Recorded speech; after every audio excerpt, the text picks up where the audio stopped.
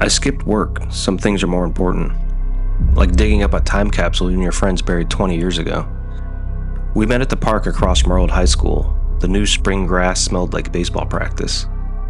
The oak tree was still there, its roots bulging beneath the soil like something pushing to get out. My friends surrounded it. They were all here. Everyone who could be. Mike would always be missing. The thought sat heavy in my stomach. Mike had vanished around the same time we filled the capsule with relics of the 90s. When he didn't show up to bury it, we figured he was grounded. Then his parents called the cops and everything changed. Only Rob brought a shovel. Good thinking.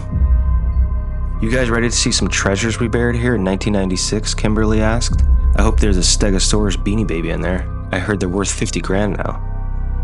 Rob got to digging. We knew just where to break ground. The marker we used, an arrow etched into the bottom of the tree, was still here. It only took a minute for the shovel to clang against metal. We all got down and used our hands to claw at the dirt around the rusted box. Raising the box out of the ground brought back intense feelings about Mike, missing him, wondering what happened to him. Was he buried in the dirt somewhere?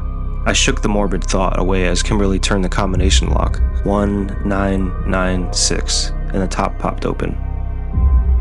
Inside were a Green Day Dookie CD, camp lanyard, 4 blow pops, a bottle of CK1, a Sports Illustrated, a cherry-flavored condom, and a VHS tape. "Jesus," Danny muttered. "We actually thought this crap was worth saving?" Kimberly picked up the tape, running a thumb over the faded marker scribbles on the label. Mall Days, May 96. The date was a gut punch, the last month we ever saw Mike. "Wow, one of our old videos," I said. "We gotta watch this." Rob wiped sweat from his brow with a dirty sleeve. "Come on, let's go to my dad's house. He still has a VCR in the basement." Kimberly closed the box with a hollow metallic snap, and we left the dug-up earth behind. The spring breeze kicked in. I pulled my jacket closed. We walked to Rob's dad's house in near silence. The neighborhood looked the way I remembered it, like it had been buried in a time capsule too. I was eager to see what was on the tape. It felt like a message from a ghost. Inside the basement smelled of stale cigars and lemon oil. The VCR was still hooked up, its digital clock frozen at 12, blinking red like a warning. I slid the tape in and pressed play. Just static, then the warped flicker of an old camcorder recording. It was us, 20 years younger, laughing, goofing off at the food court. Mike was there, in his baggy flannel and ripped jeans, waving at the camera like a dumbass, holding up a Chucky doll keychain he got at Spencer's Gifts. The nostalgia of it, loose, silly fun before phone cameras, internet, texting were everywhere. The footage cut, glitching, skipping. When it picked up again, Kimberly and Danny were doing the running man and flashing peace signs outside the old Sam Goody, where Mike and I worked after school a couple days a week, stocking shelves with cassette tapes, CDs, and magazines. Then all the sound in the basement got sucked out like an underwater plunge at a pool party. We were transfixed on the TV screen. In the left corner of the video, you could see Mike's neck and the top of his flannel collar. He glanced over his shoulder, anxious. The camera wasn't steady. A voice, muffled, male, older. "Come by at closing. I'll have your check ready." Mike nodded. The tape skipped again, more static, then nothing. Just quiet before the recording ended. We all sat frozen. Kimberly's knuckles were white from gripping the arm of the couch. Danny leaned forward, voice barely above a whisper. Who was he talking to? I swallowed hard. It sounded like our store manager from Scam Goody. I knew what everyone was thinking. Could he have something to do with Mike's disappearance? They cleared him, remember? Mike wasn't scheduled to work that day. But he was there, Rob said, his voice flat. We just saw it. He was supposed to go back to the mall that night. A thick, suffocating silence wrapped around us. For 20 years, everyone thought Mike just vanished. Turns out he went back to the mall. And now we had to go find him. The thing is, that mall's been abandoned for years. The fence around the old Milford Mall was warped and rusted, but the padlock on the side gate was brand new. Someone still cared about keeping people out. Don't tell my girlfriend I'm doing this, Rob muttered, gripping the chain. He pulled a pair of bolt cutters from his backpack and snapped through the lines in 2 quick bites. The gate groaned as we pushed it open, just wide enough to slip inside. As I stepped through, something shifted in my periphery, a ripple in the dark. I turned, heart kicking up a beat. The parking lot stretched out, empty and still. The streetlight buzzed, casting its pale yellow glow over a cracked pavement. For a split second, a shape. A second just beyond the reach of the light, there and then gone.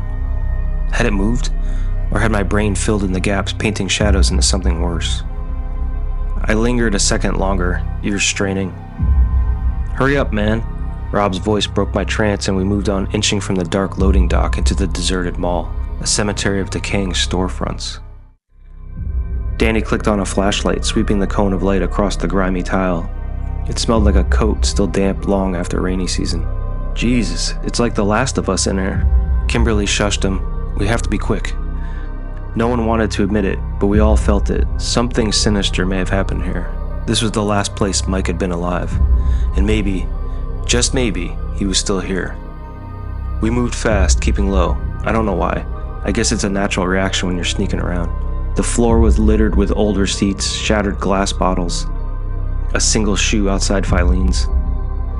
The security grates on the stores were rusted shut, but a few weren't closed all the way, so there was enough room to squeeze under. Then something deeper in the mall. A noise. We froze. A voice boomed in the darkness. "Who's in here?" Damn. A flashlight beamed through the dark, sweeping across the tile. A cop. He must have seen us creeping through the fence. We scrambled. Danny nearly tripped over a knocked-over trash can. Rob grabbed his arm, yanking him into the nearest open storefront, a KB Stores, with Barbie knockoffs still displayed by the registers like the land of misfit toys. Kimberly and I followed close behind. We all crouched behind the counter, breathing hard. The cop's footsteps echoed through the hollow corridors. "Come out," he yelled. "You're trespassing on private property." His handcuffs jangling at his side. The beam of light shined closer. I saw the shadow of his legs under the store grate, only a few feet away. None of us dared to breathe. Then the light hovered, then moved on. We stayed still, waiting for the sound of his boots to fade. When we were sure he was gone, we booked it out of the toy store like a bunch of Black Friday shoppers racing for flat screens. The cop's voice rang out behind us every few minutes, sometimes close, sometimes distant, but always there.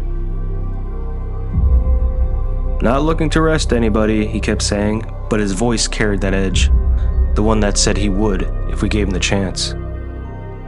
We stuck to the dark, ducking behind abandoned kiosks, slipping through half-open store grates.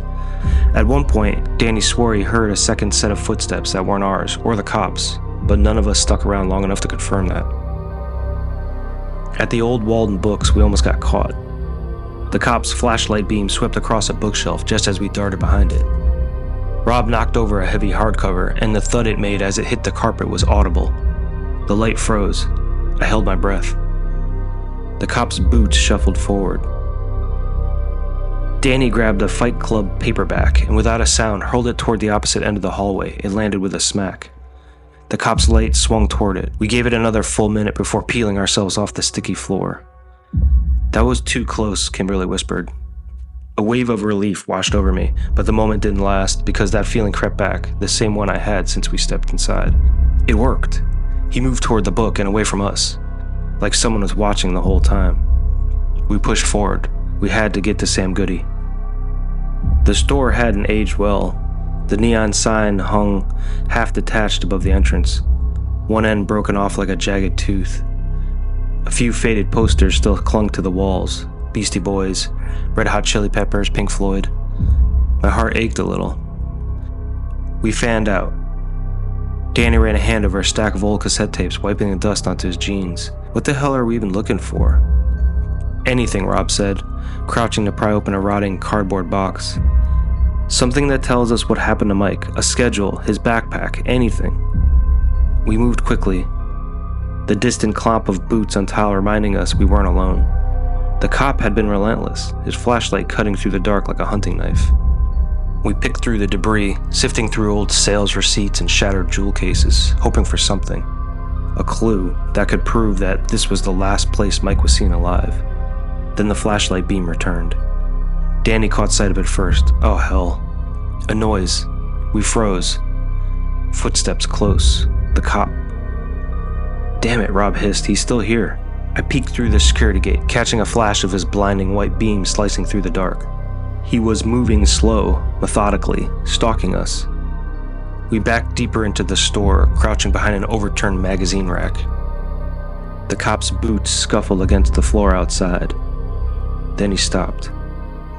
"Last warning," his voice called sharp and certain. "Come out now or I'll start calling for backup." No one moved. Then something clattered across the floor. The cop snapped toward it, his flashlight whipping in the opposite direction. Kimberly grabbed my arm. "Now, go!" We darted toward the back, through the staff door, into the stockroom. The stockroom door groaned as we forced it open, the hinges screaming like something alive.